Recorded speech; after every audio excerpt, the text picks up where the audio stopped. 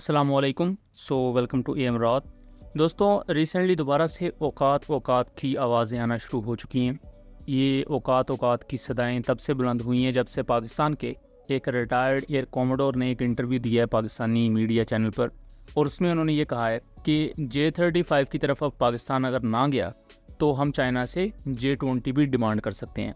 ये एक वो नैरेटिव है जिसको लेकर इंडियन मीडिया पर रिपोर्टिंग हो रही है, और ये क्लेम किया जा रहा है कि J-35 तो ऑपरेशनल भी नहीं है, और J-35 चूंकि ऑपरेशनल नहीं है तो पाकिस्तान के पास कोई चॉइस नहीं है, और चाइना पाकिस्तान को J-20 तो देने नहीं वाला। तो इस कॉन्टेक्स्ट में इंडिया जो स्टेल्थ एयरक्राफ्ट लेगा वो पाकिस्तान के खिलाफ ज़्यादा कारगर रहेंगी और पाकिस्तान एक सिटिंग डक बन जाएगा।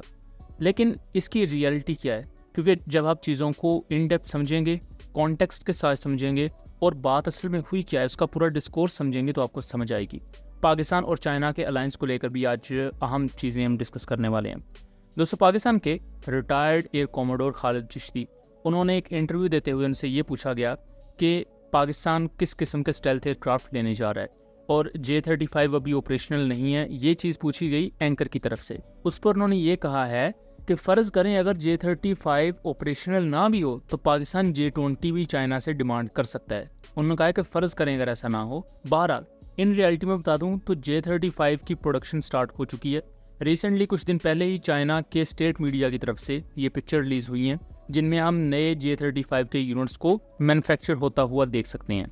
इवन दो इस चीज़ को इंटरनेशनल मीडिया भी मान चुका है कि J-35 पाकिस्तान एयरफोर्स का हिस्सा बनेंगे, क्योंकि स्टेल्थ एयरक्राफ्ट को देखें, लेना आसान चीज़ नहीं है। J-35 के बारे में जो ये टाइमलाइन दी जा रही है, यही चीज़ डिफेंस मिनिस्टर से भी पूछी गई थी कि क्या अगस्त 2026 में J-35 आएगा, तो उन्होंने कहा कि ऐसा कुछ नहीं।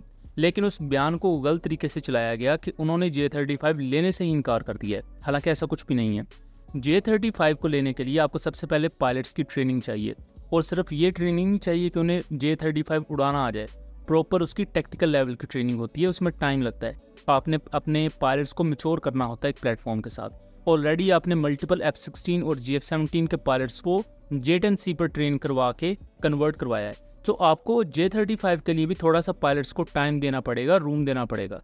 और ट्रेनिंग कितनी ज़्यादा अहम है ये आप ऑपरेशन सिंदूर के बाद जो पाकिस्तान ने इंडिया का ऑपरेशन सिंदूर किया है उसमें आप समझ चुके होंगे कि इंडियन पायलट्स की ट्रेनिंग का क्या लेवल था, और पाकिस्तान मिलिट्री के जो एयरफोर्स में पायलट्स थे, फिर पाकिस्तान आर्मी के जो वहाँ पर्सनल थे, उनकी ट्रेनिंग और प्रोफेशनलिज्म का क्या लेवल था। यहाँ तक कि इंडिया पाकिस्तान के इस कॉन्फ्लिक्ट के बाद दुनिया के जो तीनों बड़ी सुपर पावर्स हैं वो कहीं ना कहीं पाकिस्तान के साथ खड़ी नजर आई। सबसे पहले अगर हम अमेरिका की बात कर लें तो अमेरिका ने सीज फायर करवाया, जो कि पाकिस्तान की पॉलिसीज़ को सपोर्ट करता है। मींस कि पाकिस्तान ये कहता है कि कश्मीर के मसले में थर्ड पार्टी होनी चाहिए। अब अगर अमेरिका उसमें कूदा है तो कल को चाइना के आने के चांसेस बढ़ चुके हैं, और पाकिस्तान ऑफिशियली अब ये कह रहा है कि चाइना भी कश्मीर के मामले में स्टेक होल्डर है, जो कि पाकिस्तान की पॉलिसीज़ को लेकर बिल्कुल सही चीज़ है। इंडिया ये चीज़ नहीं चाहता, और यही वजह है कि इंडिया अमेरिका की इस सीज फायर पर तनकीद भी बर्दाश्त कर रहा है अपने मुल्क में। दूसरी तरफ चाइना है जो कि खुल के ये बात कह चुका है पूरी दुनिया को कि पाकिस्तान की सोवरेनिटी को वो अपनी सोवरेनिटी की तरह देखते हैं, और पाकिस्तान अगर उनका स्ट्रेटजिक अलाय है तो उसकी हर तरह की चाइना मदद करेगा। इवन दो बलोचिस्तान में जो इंडियन बैक प्रोक्सीज की तरफ से अटैक्स होते हैं, चाइना उस कॉन्टेक्स्ट में भी पाकिस्तान की सपोर्ट का ऐलान करता आया है। और रिसेंटली रशिया के डिप्टी प्राइम मिनिस्टर ने ये ऐलान किया है कि पाकिस्तान रूस का एक नेचुरल एलाय है, यानी कि फितरी तौर पर इत्तेहादी है, और ये चीज़ इंडिया को हजम नहीं हो रही। इसी चीज़ पर हमने कल एक ट्वीट भी की थी जिसको आप यहाँ देख सकते हैं। इसमें हमने इन्हीं तीन चीज़ों को हाईलाइट किया था। तो ये वो डिप्लोमेटिक विक्ट्री है जो पाकिस्तान को इस वक्त दुनिया में हासिल हुई है। दूसरी तरफ इंडियन मीडिया पर इंडिया के अपने लोगों का बेतबार नहीं रहा तो दुनिया का क्या रहेगा। अब इसी वजह से मुख्तलिफ किस्म की स्टोरीज़ वहाँ बनाई जा रही हैं जिनसे उन्हें कोई फ़ायदा भी नहीं हो रहा, क्योंकि उनके अपने लोग भी इन पर यकीन नहीं कर रहे।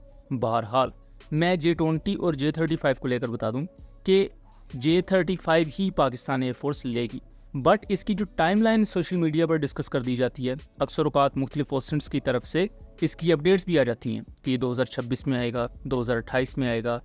हम आपको कैटेगोरिकली चीज़ बता दें कि इसकी टाइमलाइन को एग्जैक्ट हम नहीं बता सकते, क्योंकि यहाँ मल्टीपल चीज़ें हैं। पायलट्स की ट्रेनिंग है, पाकिस्तान के पायलट्स चाइना में मौजूद हैं ट्रेनिंग के लिए, लेकिन टेक्निकल लेवल ट्रेनिंग में टाइम लगेगा आपको। इसके साथ साथ आपने ऑन ग्राउंड अपने ग्राउंड स्टाफ को भी तैयार करना है एक स्टेल्थ एयरक्राफ्ट को संभालने के लिए। इसके साथ साथ आपको सोफिस्टिकेटेड इंफ्रास्ट्रक्चर भी चाहिए एक स्टेल्थ एयरक्राफ्ट को हाउस करने के लिए, जिसको बनाने में कुछ टाइम लगेगा। तो ये मल्टीपल एक चेन प्रोसेस है बेसिकली। और दूसरी तरफ आप एक नेक्स्ट जनरेशन टेक्नोलॉजी अपने कंट्री में लेकर आ रहे हैं, आपको उसकी MRO फैसिलिटी भी चाहिए ताकि आपको बार बार अपने एयरक्राफ्ट चाइना ना भेजने पड़े और आप अपने कंट्री में ही इन स्टेल्थ एयरक्राफ्ट को मेंटेन कर सकें। इनसे इसका अवेलेबिलिटी रेट भी ज़्यादा रहेगा और किसी भी कॉन्फ्लिक्ट की सिचुएशन में आप J-35 को बेहतर तरीके से ज़्यादा नंबर्स में एम्प्लॉय कर सकते हैं। इसके साथ साथ हमें ये चीज़ भी नहीं भूलनी चाहिए कि पाकिस्तान ने अभी J-10C के नंबर्स बढ़ाने हैं और वो चीज़ भी J-35 को कहीं ना कहीं ओवरलैप कर रही है। तो J-35 की टाइमलाइन को लेकर हमें इतना परेशान होने की ज़रूरत नहीं है कि ये अगले साल आ गया या क्यों नहीं आया या डिले हो गया। पाकिस्तान एयरफोर्स के जो ऑफिशियल्स हैं और पाकिस्तान एयरफोर्स के जो चीफ हैं उन्हें बड़ी अच्छी तरह पता है कि J-35 उनके कार्ड्स पर है तो कब उसे दुनिया के सामने लेकर आना है। अब इस चीज़ से अंदाज़ा लगाएं कि इंडियंस पिछले कई सालों से अपनी एयरफोर्स को भी और अपने लोगों को भी ये दिलासा दे रहे थे कि PL-15E की रेंज 145 किलोमीटर है, लेकिन जब वो असल में मुकाबले पर आए पाकिस्तान के तो उन्हें पता चला कि पाकिस्तान ने जो लॉन्गेस्ट किल किया वो 182 किलोमीटर के अराउंड है। और तब ये रिवील हुआ कि पाकिस्तान के पास प्रीमियम PL-15s मौजूद थे और पाकिस्तान का क्लेम भी सच्चा था first look and first shoot capability का। इसी तरह जिस तरह Israeli Indian air defence system Pakistan के फतेह-1 मल्टीपल लॉन्च रॉकेट सिस्टम्स को रोकने में नाकाम रहे, वो भी चीज़ एक मिथ टूट गई कि इंडिया के एयर डिफेंस सिस्टम कोई इनविंसिबल है। तो यही वो वजह है कि J-35 को लेकर भी इस वक्त इंडियन साइड पर कन्फ्यूजन क्रिएट की जा रही है, सिर्फ इस वजह से क्योंकि इंडिया के अपने पास कोई चॉइसेस नहीं है और जो दो चॉइसेस हैं अमेरिकन F-35 की है, उसमें सैंक्शंस का खतरा है और अमेरिका के ब्लैकमेल का। दूसरी तरफ अगर रशियन Su-57 है तो उससे खुद इंडियन एयरफोर्स भी खुश नहीं है क्योंकि वो कोई प्रॉपर स्टेल्थ एयरक्राफ्ट नहीं है, रादर उसका डिफेंस सिस्टम बहुत ज़्यादा स्ट्रॉन्ग है और इसके साथ साथ उसका रोल डिफरेंट है जो रशियन एयरफोर्स ने अपने लिहाज से कन्फिगर किया है, लेकिन वो रोल इंडियन एयरफोर्स को पसंद नहीं आ रहा। सो उस एयरक्राफ्ट की फ़िलॉसफी के साथ इंडिया किस तरह अलाइन करेगा ये देखना भी दिलचस्प होगा और यही चीज़ इंडिया को मुश्किल में भी डाल रही है। और अपनी उस शर्मिंदगी को छुपाने के लिए अब J-35 पर कीचड़ उछाला जा रहा है या कभी कभी J-20 का नाम लेकर चीज़ों को कंफ्यूज करने की कोशिश की जा रही है। सो दोस्तों ये था एक एनालिसिस, उम्मीद करता हूँ चीज़ें क्लियर रही होंगी। वीडियो पसंद आई हो तो इसे ज़्यादा से ज़्यादा शेयर कीजिएगा ताकि इस तरह की मज़ीद इन्फॉर्मेटिव वीडियोस हम आपके लिए लेकर आ सकें। मिलेंगे अगली वीडियो में, तब तक के लिए अल्लाह हाफिज़।